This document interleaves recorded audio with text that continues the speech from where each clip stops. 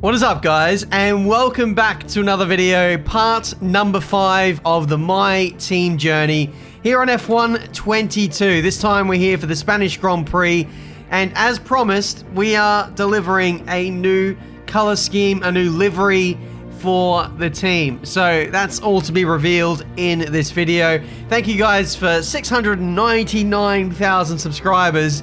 We might hit the big 700k today if we are very lucky, so thank you in advance for that one. Here is the car. Nico, what are you doing? You're in the way, mate.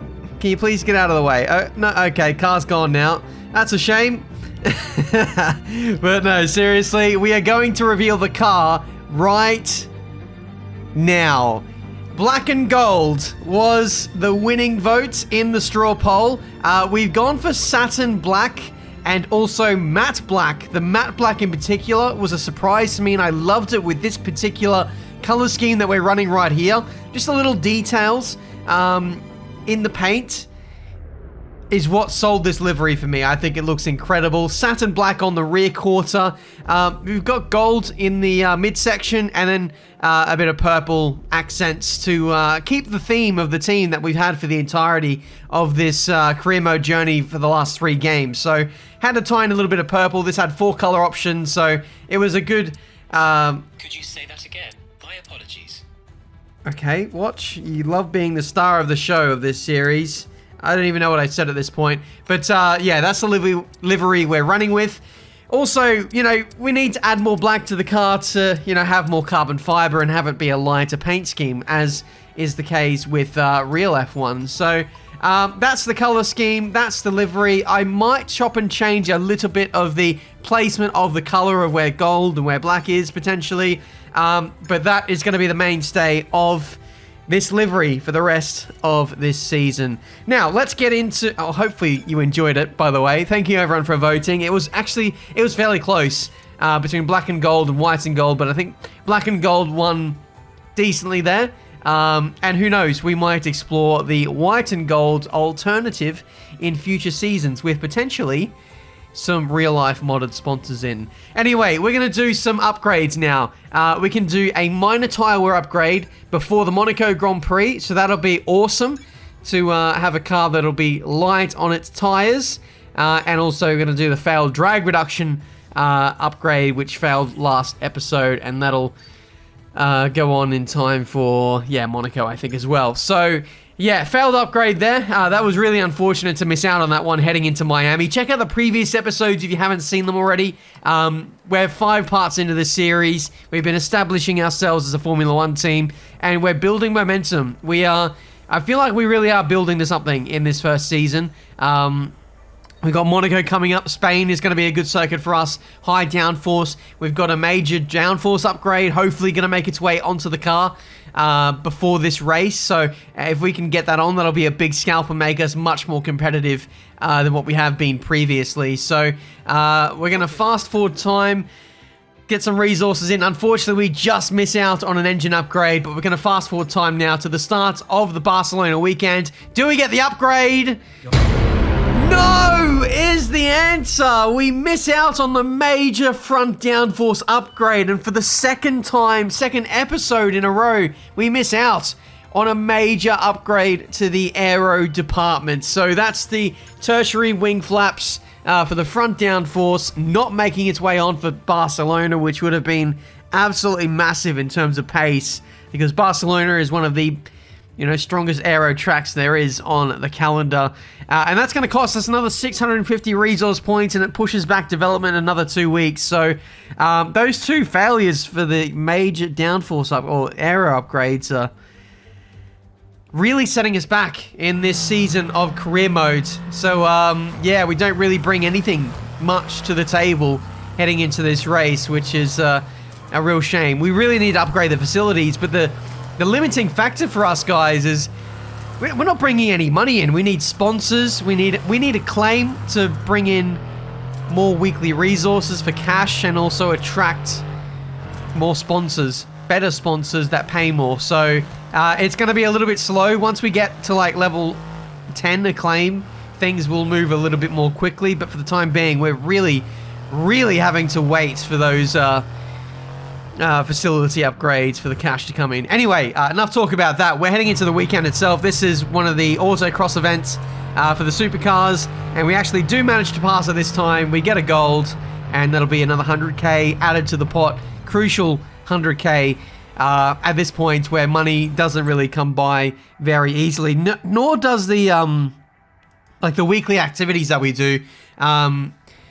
Normally, at the end of a career mode season, you'll be bringing in like 200 or 300, sometimes 1,000 a claim, but we don't get anything like that, or even resource points. We don't get many resource points for any positive influence of activities coming in.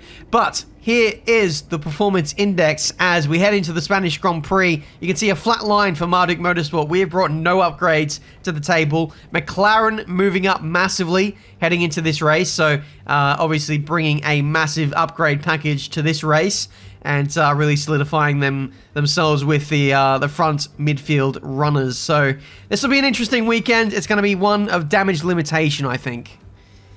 I've had a chat with the R&D team about the new parts, and we're happy that they've been integrated into the car okay. With any luck, you'll be able to feel the improvement, so go and give them a try. But the performance index is one thing. Actually extracting the performance on track is another. Hopefully this is a track that the AI are a little bit weak at. We know that we're strong when it comes to downforce kind of circuits, so hopefully we can kind of outperform where we're currently sitting on paper. That's really what we've got to hope for. I think I'm going to take a new engine this race. Our first ICE, our first internal combustion engine, is on the more worn side. I think it's like 50-55%. Some other people might not upgrade their engine, and as such might have some issues. We're having issues of our own on the new Reap. The floor's damaged, I'm afraid. Expect significant performance issues until you come in and let us start repairs. Yeah, we're going to have to bring that straight back into the pit lane. That's a reprofiled curb on the right-hand side there. Bottoms out the car and removes all downforce and chucks you into a barrier. So, yeah, there's been quite a few corner changes to the Barcelona circuit, courtesy of our overlords at EA and Codemasters.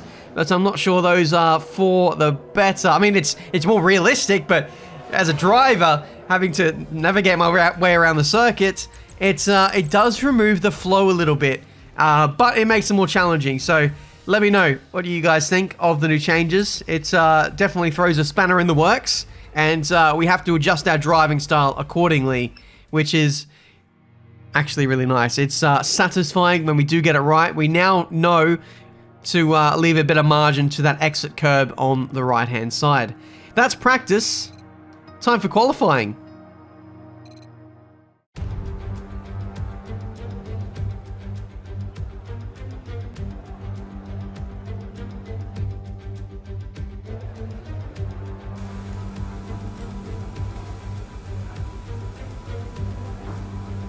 All right, here we go. Ready for qualifying. Looking at that cutscene there and just all the gold around the car, you'd think we're absolutely loaded as a Formula 1 team.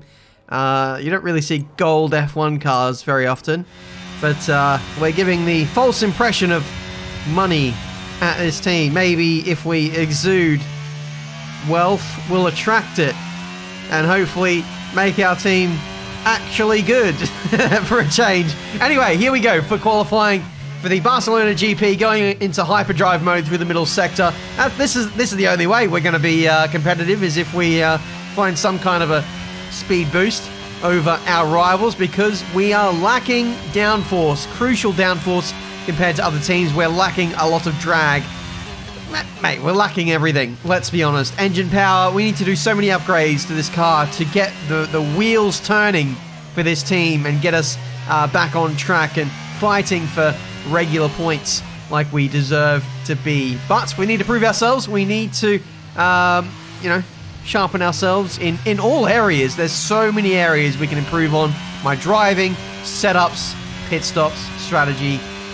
It's endless. And this is a journey. This is a grind, and I embrace the grind. I'm really looking forward to this year's challenge of bringing our team to the front and really nurturing this team. Nurturing our second driver, Oscar Piastri, and just taking this team all the way to the top, no matter how long it takes. P18 at the moment, 2 minutes to go in this session. I said this is going to be a tough weekend. I do have a bit more time in the table with this next run. I was trying to get out of the way of everyone. I think I blocked Carlos Sainz unintentionally there. But we are ready to rumble for our final hot lap of this qualifying session up into hot lap mode. And we are underway for our final qualifying lap of Q1. Let's hope and let's pray that we can get ourselves into Q2 and get ourselves as close as possible to the top 10, because overtaking at this circuit is very, very tough. But if there's any cars that can follow each other, if there's any cars that can overtake each other in modern F1, it is these ones. 2 tenths up as we approach the first sector split. And really, this is just track evolution that is looking after us. Of course, we're nailing the corners a little bit better. I was lacking a little bit of confidence, really leaning on the tires, leaning on the car over the course of the weekend. I had a few back-end losses. I think Aero is set up to be a bit aggressive, and we're just trying to make up for lost R&D ground this weekend. 6 tenths up through this middle sector.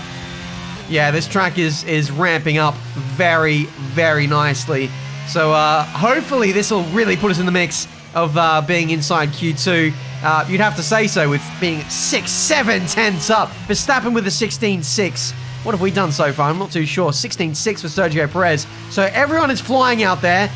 But I doubt whether they're flying as much as we are. 8 tenths as we come out of the last corner. And surely this is going to see us through to qualifying 2 for the Barcelona Grand Prix. Nearly said Bahrain Grand Prix. Don't know why. I get every track confused at some point. But no, we're at the back. It's 21st place on the grid for the Spanish Grand Prix. Without that last lap, we would have been 2.8 seconds off the pace. 8/10th improvement, and we moved to 21st place. It was so close. Another few tenths, and we would have actually been so much further up the grid, and potentially even threatening for Q2. But 21st place, not ideal. I mean, it really shows. The 2 major upgrades that we've missed out on in the last 2 episodes have really cost us. With those 2, we'd be so much faster in a straight line. We'd be able to carry so much more speed into the medium and high speed corners, and we'd be a threat for Q2 for sure. But we're on the back foot heading into this Grand Prix. So I'm going to take your advice. You guys said I should have taken an engine penalty last episode. I'm going to do that. I'm not going to cheat though. Because much like the F1 teams, we can't go from column 1, for example, MG UK, and go straight to our 4th component, because we can't go from just using 1 engine to 4. You can only use 1 engine, or use 1 extra engine or 1 change per weekend. So the only thing we can dip into without... how do I say this? I can do the energy store, and I can change the gearbox. That's how I can get an extra component, because I've already used 2 energy stores. You get what I'm trying to say. I'm not going to cheese it. I'm going to do it somewhat realistically. So that's the way we're going to go. We're not going to move into the 3rd ICE, for example, because we don't need to. We'll save that 3rd ICE for another time. But it is a reminder. Maybe I should use a 3rd column for the next race or something, so that then in future races, when we have a shocker, we can then dip into new components that we can add to the library. Anyway, I'm waffling. Time for the Spanish Grand Prix. The Spanish Grand Prix has been a permanent fixture on the Formula One calendar for over 30 years now, and for good reason. Do you remember Michael Schumacher's absolute dominance here in that rain-soaked Grand Prix in 1996?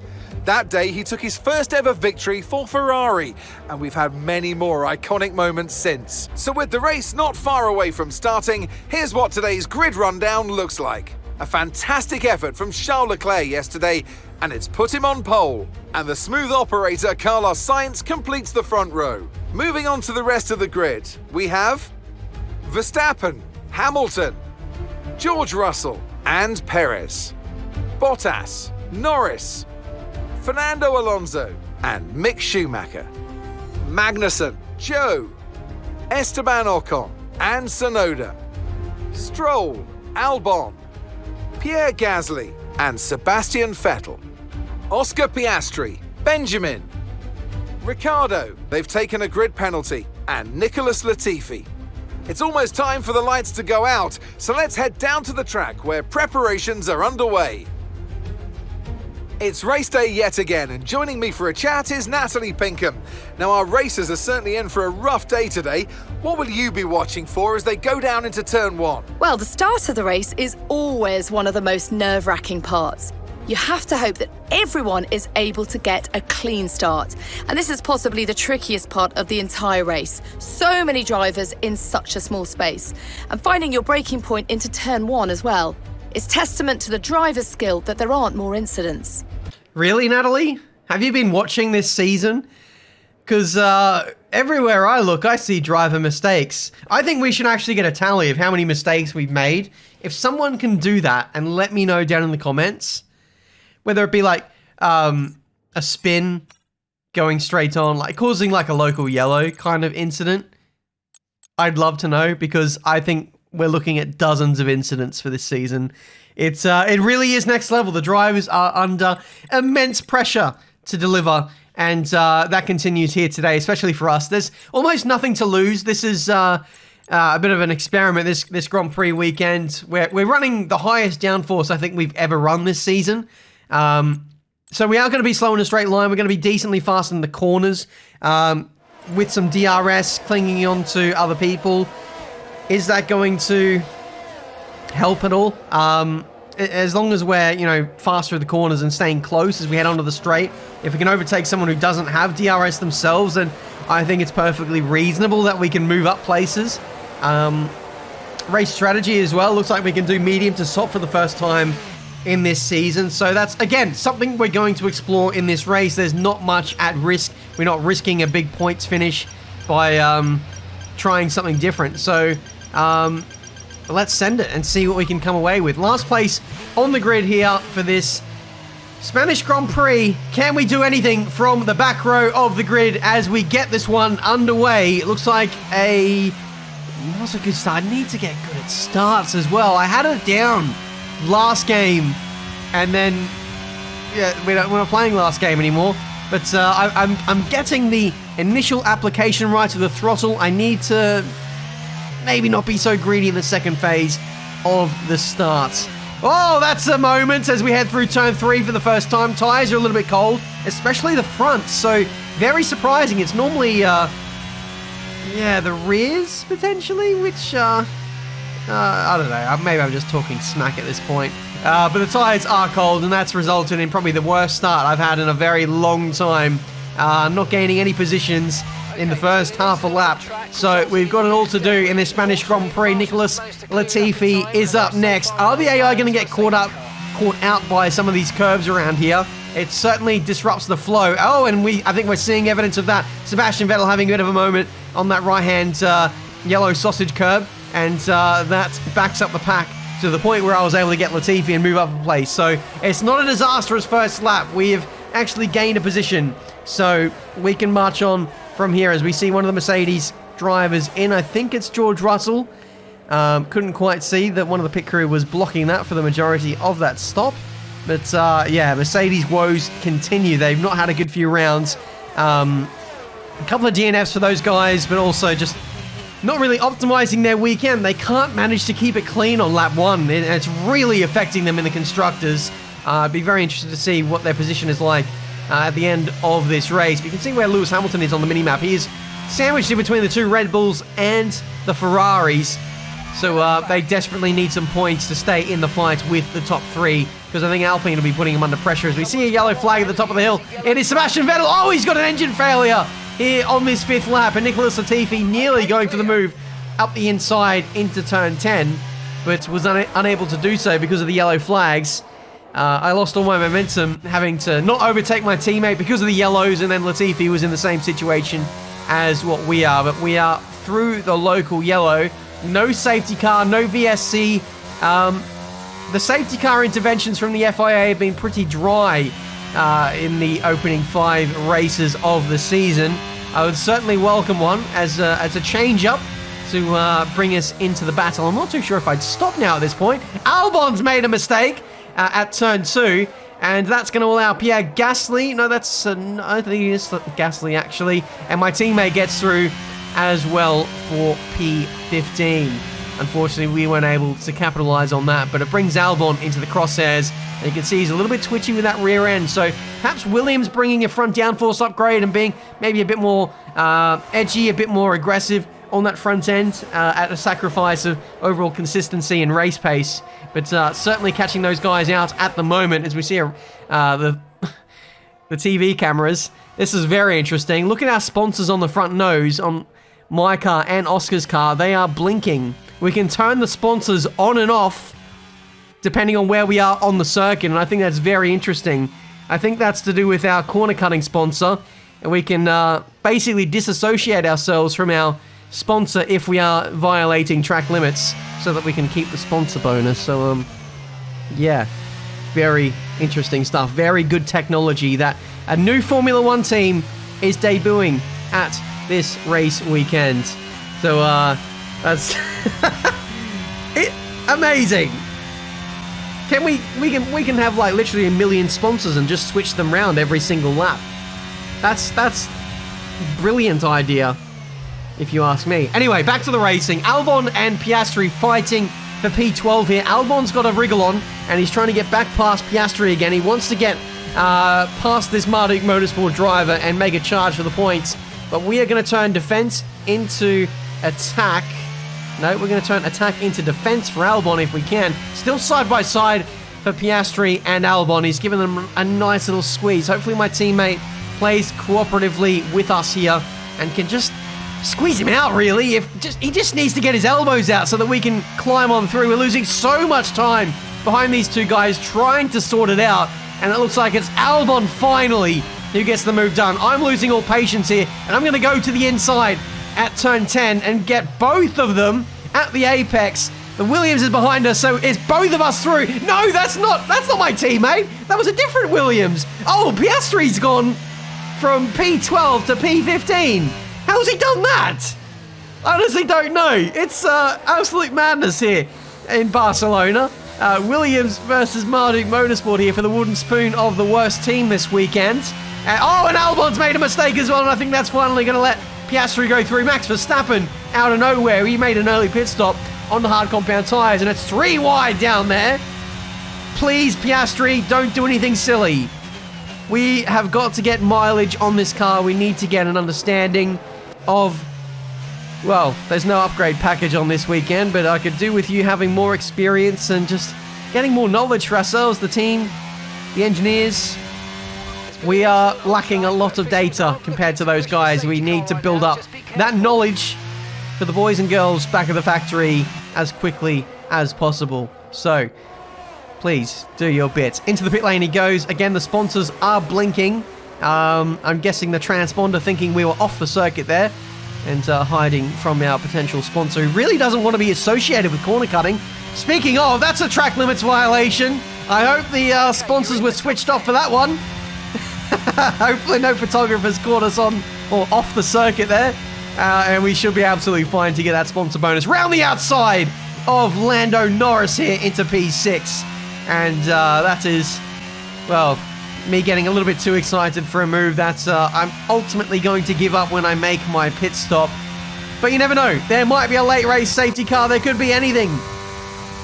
I'd say red flag, but there are no red flags in this game, unfortunately. There is in the new... Oh, bye-bye. Bye-bye, Norris. That's another one for the tally for Natalie Pinkham to notch down for the driver mistakes. And finding your braking point into turn 1 as well. It's testament to the driver's skill that there aren't more incidents. That's going to be a meme now, isn't it? Another one bites the dust in this one. Oh, and another one bites the dust. That is one of the Williams. I'm not too sure who that is. I think it might be... it's Albon. I guessed wrong in my head. I didn't say it yet, but I was going to guess wrong. So Albon's out. No, again, no safety car. I have to check the settings because at this point, I'm convinced the safety car is turned off. We've had so many failures, so many DNFs, so many incidents, so many spins, but no intervention from the FIA in this race to make things that little bit more spicy. It would certainly liven up my race because I'd get a free pit stop compared to these guys. And Haas and the McLaren dueling away for P6 there, Ricciardo and Magnussen. That's a tasty little battle. There's Carlos Sainz on the attack on his teammate Charles Leclerc. And that's going to be a battle that brews in just a few laps' time. The Spaniard looking to get a win at his home race. I think in the last episode he got his first win in Formula 1, so confidence is certainly high for Carlos Sainz. And yeah, he might be making a move for the championship if he can get a win at his home circuit. Anyway, our tyres are really going off here. They are pretty much shot, but we're only a few laps away from making a stop on the soft compound tyres. In fact, this is the pit window lap, so we're going to be diving in at the end of this lap. I don't want to be battling with Ricciardo. That's why I've been getting my elbows out so much in an effort to not squabble so much, but me going late under brakes and defending hard is resulting in surprise, surprise, more squabbling. If Ricciardo got past us, we'd only be squabbling then the person behind him and getting dirty air from Ricciardo. So in my mind, I was just fighting for this position in the hopes that there would be a safety car and it'd be easier to catch up Ricciardo later. So there is some logic to the madness, but in the end, I think it's going to be futile. Into the pit lane we go. 61% was our worst tyre there. So we really pushed the limits there. Over 75% you're getting punctures. But the tyres really started to feel rubbish after 40, 50%. So we really pushed the boundaries of that tyre in this race today. So hopefully the engineers can get some good knowledge from that and really apply that to future strategies we might do. Onto the soft compound tyres we go.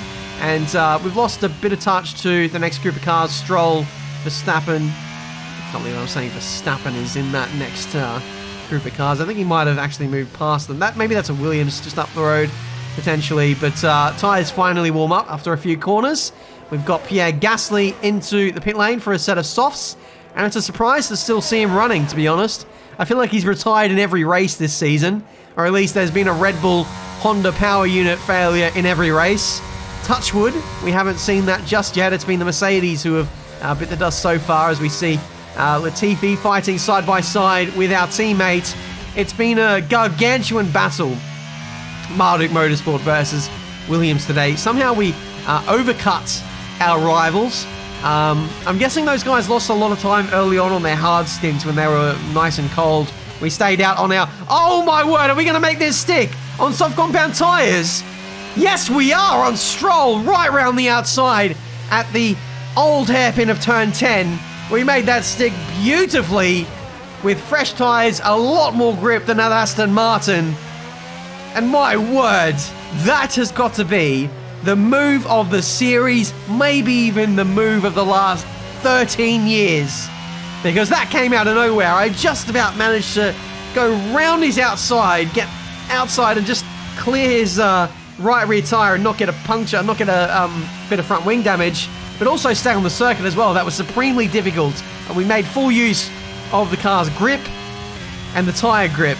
That was very, very satisfying. 8 laps to go. We're settling into P12 now, trying to make inroads on Schumacher, but the gap is too much, unfortunately. I think it's going to be a case of just settling into where we are and bringing this home. Maybe look after the engine, the gearbox, etc. We've just put in a brand new gearbox for this race, so I think it makes sense to maybe limit the damage, limit the mileage, if at all possible, in this race, because now we've got a long way to go with this gearbox, and I can't remember if we did a gearbox durability upgrade. We might have done one, but still, it wouldn't hurt to just look after the car at this point where, you know, nothing is really guaranteed to happen at this point. No real threat of moving into the points unless there's some retirements or a safety car. We are a little bit under pressure from Bottas, so we'll have to up the pace a little bit, but the tyres are starting to die off now at this point as we head on to the last couple laps of this Grand Prix. Now within DRS range. We're out of battery, as you can see, 1% heading down the straight. He goes round the outside into turn 1, and we're able to see that one off on this occasion, but he's going to be that much more closer in these next few laps. Carlos Sainz has got the lead of the Grand Prix, by the way, and has lapped my teammate. So he's absolutely flying. As is Bottas, as he tries to go up the inside into turn 4. Unable to make that stick. You can see the light is flashing. It is panic stations for the car, for the battery, because it is trying to recuperate as much energy as it can. We are just about keeping our head above water, keeping ourselves ahead of Bottas at this point. But he's so fast in a straight line. We've got such a draggy car, and we're running with super high downforce. We're able to pull away a little bit in the third sector. But he's going to get a nice little switch back here at this very long sweeping right-hander. Is he going to go for the move here? Oh, he does have a little look into that right-hander. Compromises his run, and he loses a lot of momentum on exit. Almost pushing out to a second, the difference between us.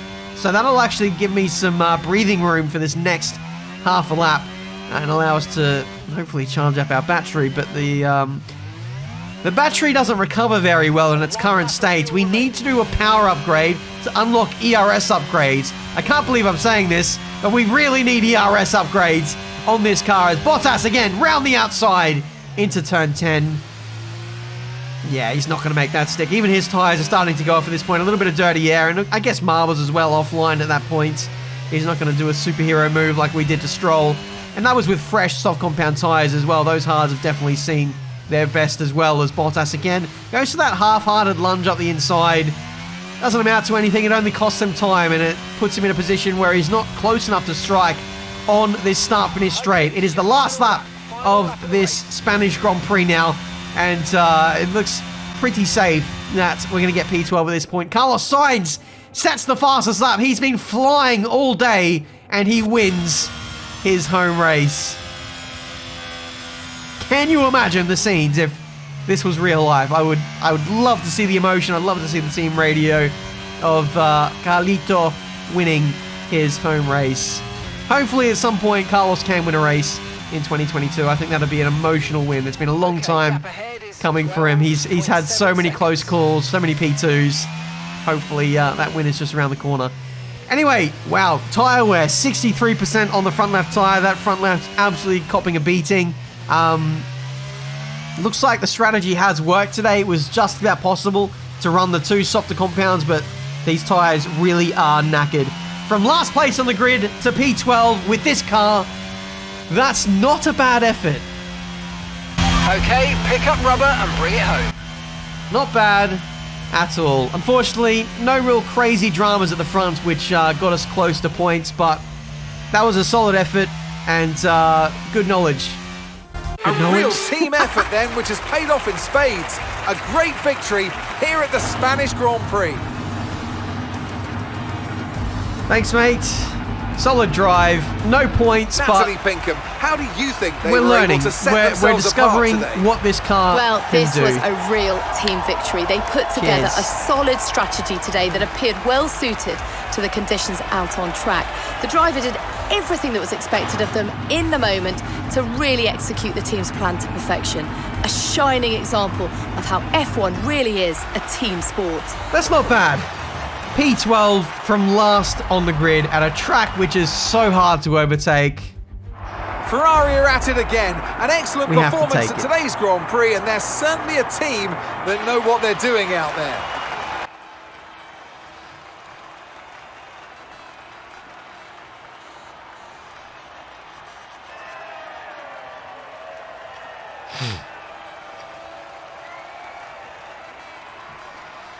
Well then, Carlos is starting to make this a little bit of a habit, isn't he? 2 wins on the bounce for him and for Ferrari. I wonder if Charles Leclerc is starting to get a little bit nervous. There's been absolutely no threat of Mercedes really challenging Ferrari. Red Bull have had so many reliability issues that they're not even a factor at this point, but things can quickly turn around, and Carlos is proving that. Maybe a few grey hairs there on Carlos, a few more wins, and hopefully they'll maybe go away, but maybe that's just life at Ferrari. P12 for us today. That was pretty much the maximum. Schumacher was too far up the road. We overcut our teammates. We overcut the Williams very nicely. There's not much more we could have done there. Pace was sublime, especially on the new softs, but we were a little bit harsh on the tyres. But in saying that, this is the first time we've done the 2 softer compound strategy and make it to the end. I'm not too sure many other people managed to do that either. So, good strategy. Good overtakes. We're just missing that, you know, half a second. Half a second is a lot in Formula 1. But those upgrades would have really pushed us closer towards the points. So too, we're just starting closer to those guys. But, you know, we did the best job we could. We dropped to P14 in the standings for the drivers. Oscar drops as well with McLaren gaining a lot of momentum. Daniel Ricciardo got P5 today, so amazing bounce back from those guys. And McLaren are really going to start putting pressure on the likes of Alfa Romeo and Haas there for P4 and like best of the rest this season. So watch out for those guys. Unfortunately, it looks like we probably won't be able to put pressure on McLaren unless we can turn around our R&D development race. But yeah, we'll wait and see. But good round for us. Pretty good race, all things considered, for a Spanish Grand Prix, which is normally a bit of a dead race. But we got some... Oh no! I forgot about the corner cutting. I did track extend out of the last corner that one time when I was talking about the blinking sponsors.